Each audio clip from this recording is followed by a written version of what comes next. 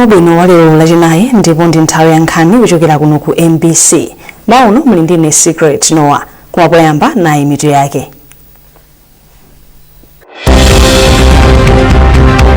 Mmawa dziko lino Madam Professor Gertrude Muntarika wayamikira Prophet Shepherd Bushiri kamba kothandiza bungwe la Beautify Malawi.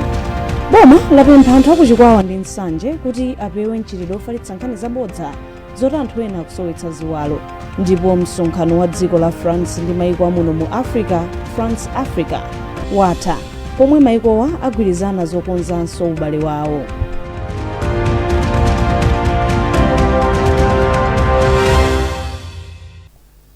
Tsopano nazi nkhani zimwe tsatanetsatane. Mayi wa dziko lino Madam Professor Gertrude Muntarika wati ndokondwa kuti Prophet Shepherd Bushiri wa mpingo wa ACG wakwanitsa lonjezo lake la thandizo la bungwe la Beautify Malawi Trust. Iwo alankhula izi mu mzinda wa Lilongwe pomwe alandira cheke cha ndalama zokwana 300 million kwacha kuchokera kwa Prophet Shepherd Bushiri pokwaniritsa lonjezo lomwe anapereka pa tsiku lokhazikitsa ndondomeko yakagwiridwe ka ntchito ka bungwe la BIM mwezi wa February chaka chino. Tindi zambiri mu ripoti ili.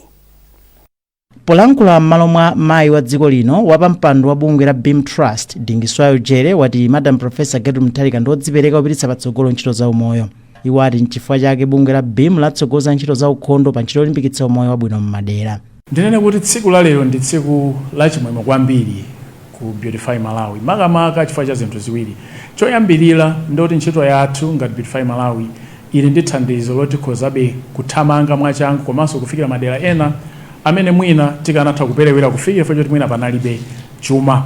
Komanso chachiwiri tikuyamika kuti kuli anthu amene amatha kukwaniritsa malonjezano awo. Lero litaona Prophet and Prophetess Bushiri akukwaniritsa lonjezano lawo kubwera kudzapereka ndalama ya 300 million imene analonjeza pa 27 February mene tinkakhazikitsa mlozo wathu ngati Beautify Malawi. So chifukwa cha ichi ife tikuthokoza kwambiri kuti pali anthu woti akalonjeza amakwaniritsa. Mene tikuyamikira ndi chimwemwe kuti Prophet and Prophetess akwaniritsa lonjezano lawo. Tingotengaponso mwayi kupempha kapena kulimbikitsa kukumbutsa kwa iwo anthu amene anatha kulonjeza pa tsiku limene tikakhazikitsa masomphenya athu kunena kuti mutakhudzika pa nthawi imeneyoyo ndi bwino kuti tikakwaniritse kuwafikira anthu amene munafunitsitsa kuti ife ngati Beautify Malawi tithe kukafika cha thandizo lanu.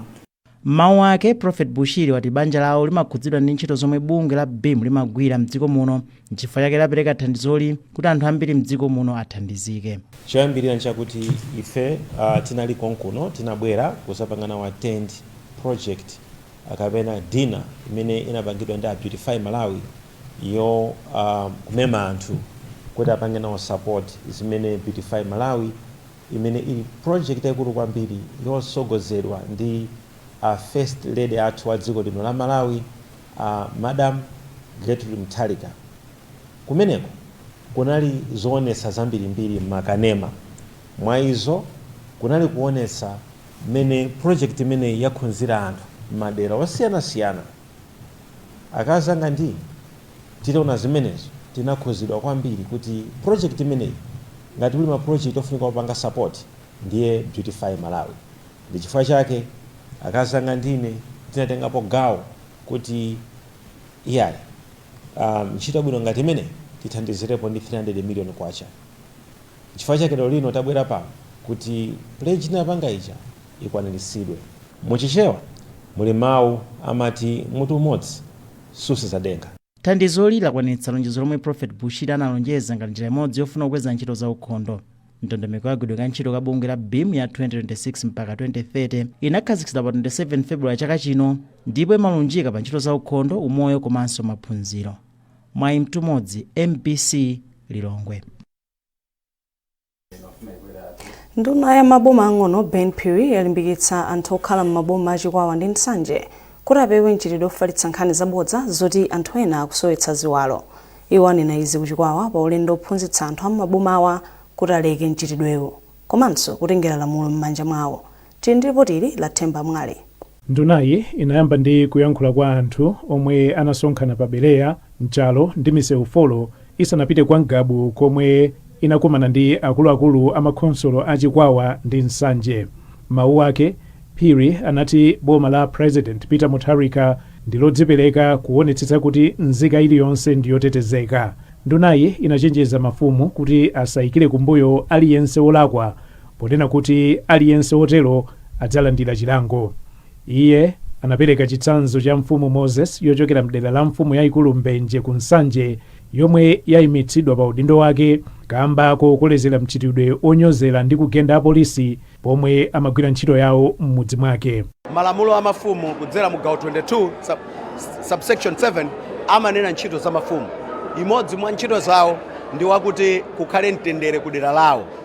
Komanso section 11 imakamba kuti president angathe kuchotsa mfumu ngati mfumuyo sikukwaniritsa zimene zikuwapatsa mphamvu zimene tachula ku mtunda. Ndiye ngati mfumu kudera kwake kulibe bata, ndiye kuti pamenepo zinthu zasokonekera, ameneyo sakuyenera kukhala mfumu chifukwa anthu am'mudzi amamvera mfumuyo. Mwachitsanzo kuno kuli mfumu ina imene ndi anthu ake anagwirizana kuti ayambe kugenda apolisi pamene anabwera kudzatenga anthu amene anachita ziwawazi. Ndiye awo tanoti ayambe ayima apresident aone kuti malamulo amati chani, ofufuza afufuze kuti kodi analakwa kapena sanalakwe, akapezeka olakwa akhala chitsanzo kwa mafumu ena kuti kusunga zigawenga kudera si chinthu chabwino. Ndipo kuyambira pano sitikusekereranso ife chimene tikufuna nchoti Malawi ina aliyense adzikhala mopanda mantha kuno Malawi.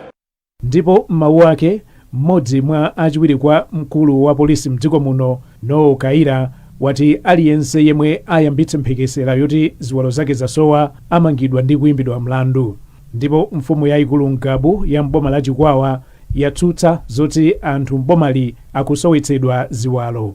Chodziwika nchakuti zinali mphekesera chabe zimene anthu ena amitu yosagwira amafuna kuchitira nkhanza anthu anzawo, zinthu zongopeka chifukwa palibe amene wadandaula kuti maliseche yake achokapo ndikumuunika nkupeza kuti achokadi ndi zabodza. Ndiye tifuna panopo kutsutsa kwa thunthu kuti zinali nkhamba kamwa, ndipo ndi mchitidwe umene tikhoza kunena kuti ndi wachilendo, mchitidwe wochititsa manyazi, mchitidwe wopatsa mantha. Andi ngati anthu aku Charitable, Chikwawa ndi Nsanje tili okhudzidwa kwambiri komanso ochita manyazi chifukwa choti ativula. Mbiri imeneyi si mbiri yathu, ndiye tikupanga kondemu kuti zimene sizichitika, koma chosangalatsanso nchakuti motsogolerwa ndi anthu onse amene anabwera kuti thandiza kuyankhula, lero tonse tagwirizana kudzera mwa anthu kuti mchitidwe umenewo simumvanso suchitika. Ndipo ngati apezeke anthu ena ake panga ataki anthu kapena panga fabricate rumors ngati amenewo, anthu amenewo tithana nawo. Anthu 83 ndiwo amangidwa kufikira lero, ndipo 60 mwa iwo akusungidwa mchitokosi kamba kuganiziridwa kuti anatengapo gawo pakupha anthu 7 omwe amawaganizira kuti amasowetsa ziwalo za anthu. Kufikira lero palibe umboni uliwonse wa munthu yemwe ziwalo zake zasowetsedwadi. Temba Mwale, MBC News, Chikwawa. Bungwe la zipembedzo la Interfaith Forum for Peace, Justice and Dialogue layamikira President Professor Arthur Peter Mutharika komanso nthambi zachitetezo chifukwa chochitapo kanthu mwansanga pa ziwawa zomwe zikuchitika m'maboma a Nsanje ndi Chikwawa. Mlembi wamkulu wa bungweli Mbusa Damson Nchenga wanena izi potsatira kumangidwa kwa anthu omwe akuganizira kuti apha anthu 7 ponena kuti amasowetsa ziwalo zobisika za anthu. Malinga ndi Mbusa Nchenga, zomwe boma lachita zosonyeza kukhudzidwa ndi mchitidwe oyipawu, iwo akufotokoza kolemba nkhani wathu Charles Pensulo. Ife tikunena kuti tikuyamikira a president komanso nthambi zachitetezo chifukwa zitamveka iwo achita changu nkuthamanga kumene kuja nkukagwira anthu komanso kukhazikitsa mtendere. Anthu amene aja afika nsanga ku khoti ndikubwera nawonso kwayika ku rimandi ngakhale sadapezeka olakwa, koma chilungamo chayamba kuoneka kuti anthu akhale mwamtendere. Zimenezo zapangisaso madera ena a dziko lino kuti anthu ayambeno kukondwera kukhala mwa ufulu chifukwa tidali ndi mantha kuti kodi zikachoka ku Nsanje zilowera kuti. Ifetu tikupempha Amalawi onse atsiye mchitidwe wongoganizirana, kupeka nkhani zopanda umboni, zinthu zimene zikhoza kubweretsa mavuto pa wina aliyense. Ndipo monga bungwe limene timanena kuti tizikhalirana mwamtendere, tikunena kuti ngati pali wina mwamganizira kachiteni ripoti ku polisi. osakhala kuti mutenge malamulo mwa inu nokha chifukwa moyo wina uliwonse ndi wofunikira kwambiri pa malamulo a dziko lino.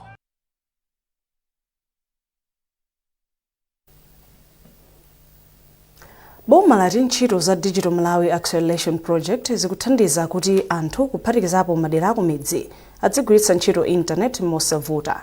Nduna yazofalitsa nkhani a Shadrack na Malomba ndiyo yanena izi pamapeto pa kuyendera momwe ntchitoyi kusinthira miyoyo ya anthu mu mzinda wa Blantyre. Chisomo break wafika ndi zambiri mu ripoti ili. Cholinga cha ntchito ya Digital Malawi Acceleration Project DMAP yomwe ndi ya ndalama zoposa $150 million ndikufuna kukuza chiwerengero cha malo omwe anthu akhoza kupezako intaneti yaulere, ndipo ikufikira sukulu za boma zoposa 2000 komanso malo omwe anthu amakapezako zinthu zosiyanasiyana oposa 500. Poyankhula idayendera ena mwa malo omwe ali ndi intaneti yaulere monga msika wa Blantyre ndi Blantyre Library, ndunayi inati ndiyokondwa kuti anthu tsopano ali ndi kuthekera kotukula ntchito zawo za malonda komanso kupeza uthenga ofunika monga kumaphunziro ndi zina. Timeneyi ndi masomphenya a Profesa Charitable kuti tikafikira Malawi wonse pasanafike tikamati chama 2030 80% Malawi tafikira ikuchita zinthu zabwino, ikutionetsera zinthu zabwino, ndipo ifeyo tikuthokoza World Bank amene akutithandizira ndi ndalama zimenezi. Inali ndi project ya $150 million panopa tikugwiritsa ka $70 million.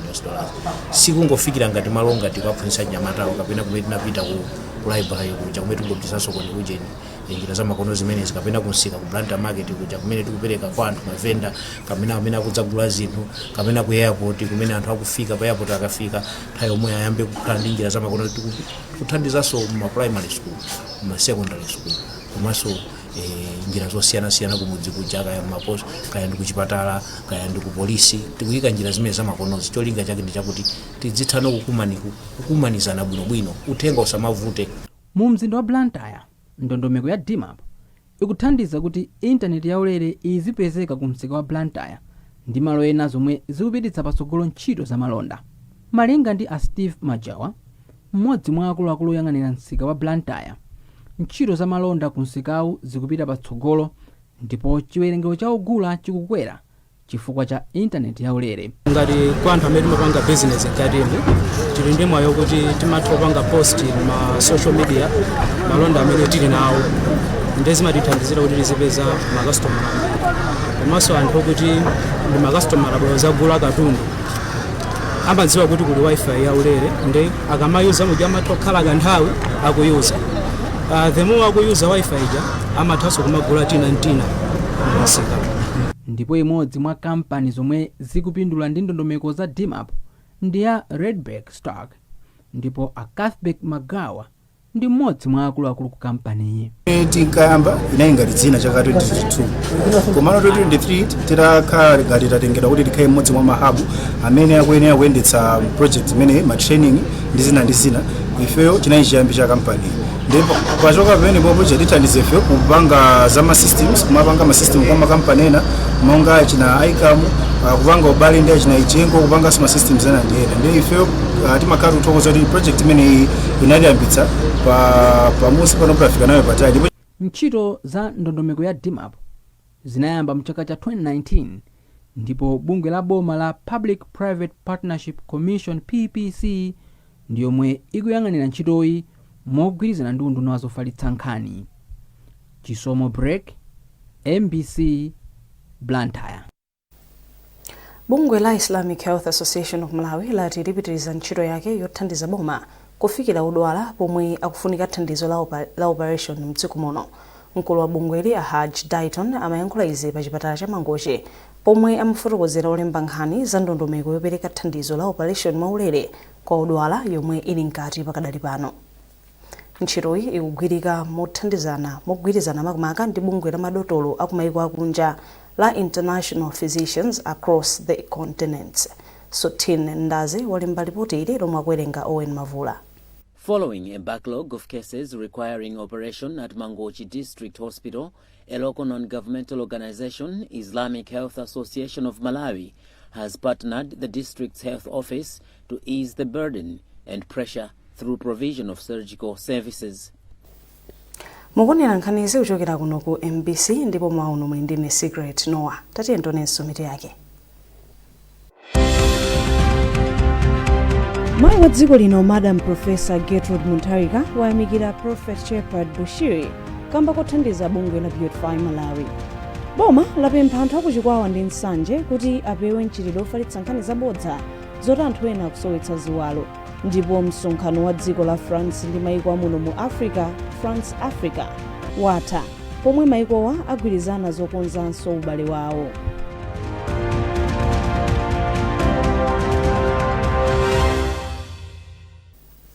Taulandaninso. Dziko la Malawi lero likukondwerera tsiku lomwe mtsogoleri wakale wa dziko lino Dr. Hastings Kamuzu Banda anabadwa.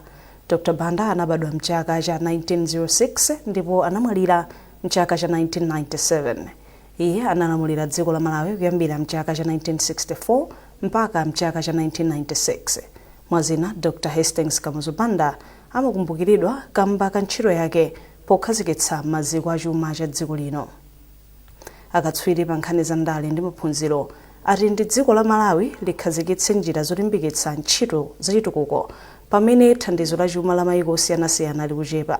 Izi aziyankhula kutsatira madandaulo omwe adza kamba kuti maiko ena olemera asiya kupereka thandizo lawo ku maiko aku Africa. Polankhula pa zokambirana ku Blantyre, Professor Dan Barnick wa ku sukulu ya zaukachenjede ya Oslo mdziko la Norway watsindika kufunika kwa ntchito zachitukuko zomwe zingasinthe anthu m'maderawo. Ndipo wachiwiri kwa Chancellor wa UNIMA, Professor Samson Sajido, watsindika kufunika kukhazikitsa ndondomeko za ntchito zachitukuko zomwe anthu angakhazikitse mosavuta ndi kuchepetsa mavuto omwe akumana nawo. Ndeno makamaka kumano wa lero nkhani yake yayikulu ndiyoti mmene mukuziwira anthu zathu madonors amene amatithandiza dziko lino la Malawi akhala akuchosa monga ngati USAID munamva pakatipa yasiya kugwira ntchito mdziko la Malawi ndi maiko ena, ndiponso maiko ambiri monga ngati UK ndi naotero amene takhala akutipasa thandizo kwa zaka zambiri akuchepesa olo kuchoseratu kumene.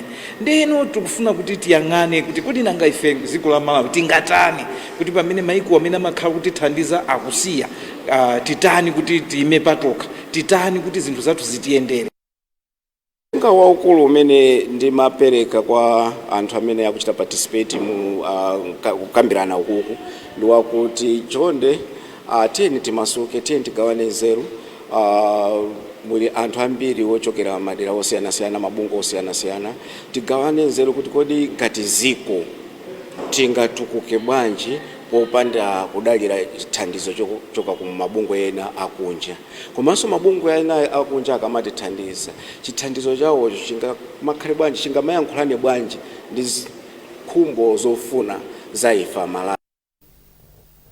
Nduna ya zaulimi ndi chitukuko cha madzi yati boma likuchita kafukufuku pakagwiritsidwe ntchito ka ndalama zokhudzana ndi ntchito zingapo zaulimi uthirira zomwe zili pansi pa bungwe la Green Belt Authority. George Nkandawire ali ndi ripoti. Major Green Belt Authority projects linked to the ongoing forensic audit and corruption investigations include Salima Sugar Company Limited. Msonkhano wa dziko la France ndi maiko amuno mu Africa wa France Africa watha pomwe maikowa agwirizana zokonzanso ubale wawo ndi cholinga chofuna kugwira ntchito zachitukuko limodzi. Polankhula pa msonkhanowo, mtsogoleri wa dziko la Kenya William Ruto wati nthawi yakwana kuti maiko mu Africa apewe kudalira thandizo la chuma kuchokera ku maiko azungu. Tili ndi ripoti. Msonkhano womwe anachititsa maiko a Kenya ndi France wasonyeza kuti pali kusintha pamomwe dziko la France lizigwirira ntchito ndi maiko amuno mu Africa. Malo mopereka thandizo laulere ku maiko amuno mu Africa, atsogoleri azilimbikitsa ntchito za malonda zopindulira maiko onse. Mawu ake mtsogoleri wa dziko la Kenya William Ruto wati maiko amu Africa tsopano alimbikitse ntchito za malonda ndi maiko azungu kuti chuma chawo chipite patsogolo malo momangodalira thandizo lochokera maikowa.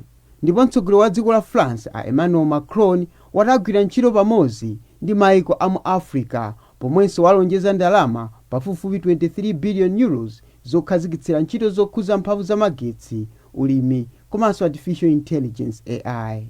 Msonkhanowo unachitika pamutu oti kupita chitsogolo ndi maiko amu Africa. Toson Magombo, MBC.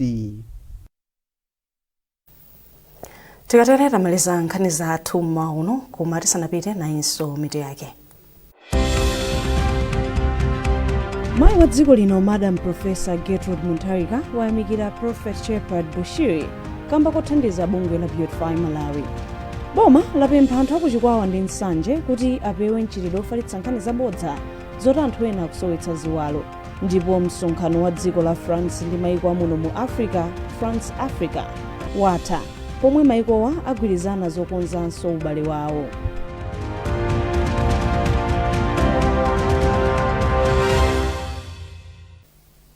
Pezani nkhani izi ndi zina zambiri popita pa mbc.mw kapena MBC Digital pa Facebook, Instagram komanso X. Munali ndine Secret Noah Mmawa bwino.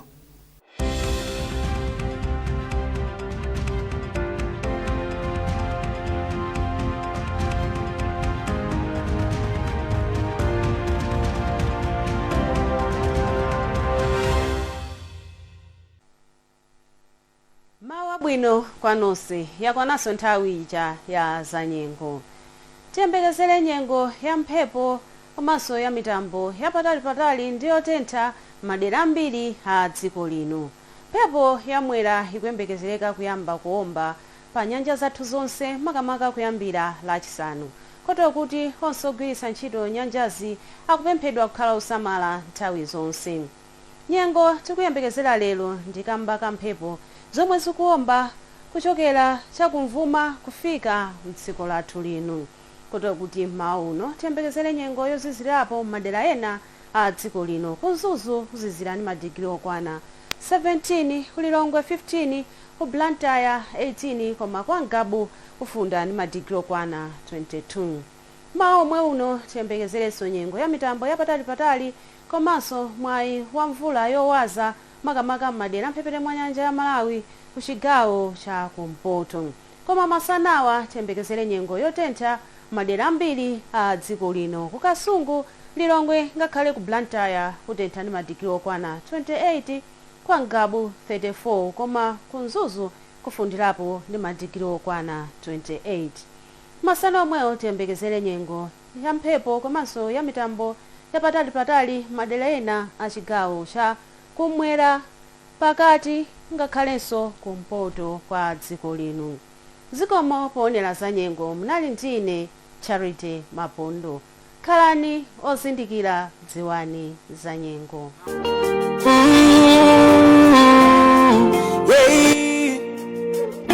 Life no easy, but we still breathing.